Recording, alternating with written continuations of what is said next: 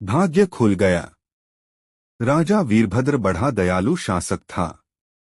जो सचमुच जरूरतमंद होते थे उन्हें आर्थिक मदद देने में वह कभी सोच विचार नहीं करता था। जैसे जब कोई नया व्यापार आरंभ करना चाहता था अथवा कोई अपने परिवार को लंबी तीर्थयात्रा पर ले जाना चाहता था अथवा कोई बहुत दिनों से रोगग्रस्त रहता था और चिकित्सा के लिए धन का अभाव हो जाता था, तब वह निःसंकोच उनकी मदद कर दिया करता था। आश्चर्य कि वे सभी राजा के पास वापस जाकर कृतज्ञता पूर्वक कहते कि उनका नया व्यापार बढ़ रहा है, कि उनके परिवार ने अनेक तीर्थस्थलों के दर्शन कर देवताओं के आशीर्वाद लिए हैं, अथवा कि वह अब रोग मुक्त हो गया है और जीवन निर्वाह के लिए काम करने योग्य है। राजा को यह देखकर प्रसन्नता होती थी कि समय पर दी गई उसकी मदद से वांछित परिणाम मिल गया। लेकिन उसे एक बात का दुहक रह गया। वीरभद्र का दूर के रिश्ते में एक चचेरा भाई था, वीरमूर्ति, जो बहुत गरीब था। राजा उसकी सचमुच मदद करना चाहता था, परंतु वह व्यक्ति उसकी मदद से पूरा लाभ नहीं उठा पाता था। वीरमूर्ति एक अच्छा शिकारी था और भिन्न भिन्न विषयों पर कविताएं भी बनाता था और राजा को सुनाता था। राजा को कविता बहुत प्रिय थी। वीरमूर्ति जब भी आखेट से वापस आता या कविता सुनाता तो राजा उसे पुरस्कार देता था। लेकिन धन का उपयोग करने से पहले ही या तो उसे चोर ले जाता अथवा मार्ग में उसका थैला खो जाता। इस प्रकार वह हमेशा गरीब का गरीब ही बना रहा। जब भी वह महल में आता तो वह मैले कुचैले कपड़ों में होता अथवा भूखा प्यासा रहता। एक दिन वीरमूर्ति ढेर सारे शिकार के साथ महल में आया। वीरभद्र उस पर बहुत प्रसन्न हुआ। उसने अपने दरबारियों के सामने उसे पुरस्कार देना चाहा। इसलिए उसने उन सबको बुलाकर कहा, आप सब मेरे चचेरे भाई वीरमृति को जानते हैं। आज उसने ढेर सारे शिकार मारकर अपनी बहादुरी दिखाई है। मैं आप सब के सामने इसे पुरस्कार देना चाहता हूँ। तब राजा ने विधिपूर्वक उसे एक चमकदार नारंगी भेंट की और मुस्कान के साथ उसे विदा किया। वीरमूर्ति ने झुककर राजा को धन्यवाद दिया और दरबार से बाहर निकल गया। दरबार में कानाफूसी होने लगी। राजा अपने गरीब चचेरे भाई के साथ शरारत तो नहीं कर रहे हैं? राजा ने कानाफूसी सुन ली, लेकिन उस पर ध्यान नहीं दिया। न तो चचेरे भाई को और न ही दरबारियों को यह खबर थी कि पुरस्कार में दी गई नारंगी साधारण नहीं थी और उसमें मूल्यवान रत्न थे। वीरमूर्ति ने पुरस्कार के बारे में दोबारा नहीं सोचा। आखिर राजा ने दरबारियों के सामने उसकी बहादुरी की तारीफ की। उसके लिए यही बहुत बड़ी बात थी। मामूली नारंगी से यह कहीं अधिक बड़ा पुरस्कार था। उसे वह अपने थैले में डाल घर की ओर चल पड़ा। मार्ग में उसे एक भिक्षु मिला। उसने अपना कटोरा उसके सामने बढ़ा दिया।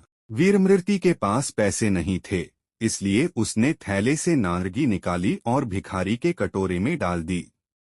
तुम्हें भूख लग रही होगी, इसे खा लो, यह कहकर वीरमूर्ति चलता बना। भिक्षु यह देखकर आश्चर्य करने लगा कि नारंगी असामान्य रूप से भारी है। वह बहुत चमकदार थी, इसलिए उसे राजा के पास ले जाने का उसने निश्चय किया। पहरेदारों ने राजा की दानशीलता को जानते हुए भिक्षु को महल के अंदर जाने दिया। जब वह दरबार के अंदर गया, राजा ने उसे बड़े आदर के साथ बैठाया। भिक्षु ने सुनहली नारंगी निकालते हुए कहा, महाराज, कृपया इस गरीब भिक्षु का उपहार स्वीकार करें, किंतु इसके साथ मेरा आशीर्वाद है। चिरंजीवी भव। नारंगी को देखते ही वीरभद्र जान गया कि उसका अभागा भाई नारंगी का मूल्य समझ नहीं सका। उसने नारंगी स्वीकार कर ली और उसे चांदी के सिक्कों से भरा एक थैला भेंट किया। भिक्षु राजा को आशीर्वाद देकर चला गया। जब राजकीय आखेट की घोषणा की गई तब वीरमूर्ति भी आखेटकों में शामिल था। इस बार भी उसने पहले की तरह अनेक शिकार किए। राजा ने पुनः उसे पुरस्कार में नारंगी दी। वीरमूर्ति ने सोचा कि यह दूसरी नारंगी होगी। इसलिए उसे वह थैले में रखकर दरबार से बाहर चला गया। मुख्य द्वार पर पहुंचने से पहले उसे एक दरबारी मिला।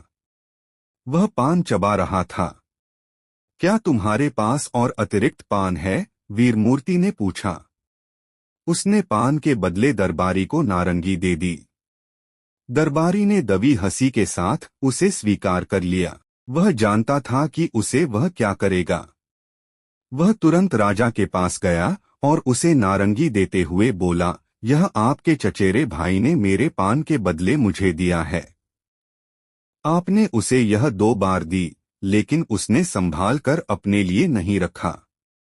महाराज, उसे मदद करने का कोई फायदा नहीं। वह जिंदगी में कभी कामयाब नहीं होगा। एक और राजकीय आखेट में उसकी बहादुरी के लिए राजा ने उसे तीसरी बार वह नारंगी दी। साथ ही यह कसम खाई कि यह उसकी आखिरी मदद है। वीरमूर्ति ने जब राजा के हाथ से नारंगी ली तब वह जमीन पर गिरकर कई टुकड़ों में बिखर गई। उसके अंदर के मूल्यवान रत्न बाहर आ गए।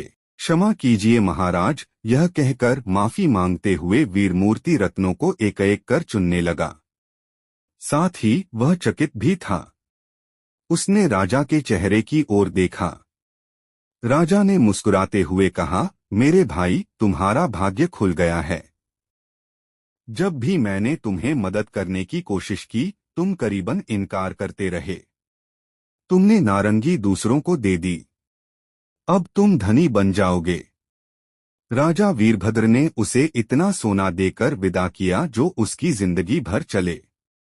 वीरमूर्ति शीघ्र ही एक धनी व्यक्ति बन गया, लेकिन उसने निश्चय किया कि वह भी अपने चचेरे भाई की तरह जरूरतमंदों की मदद करेगा।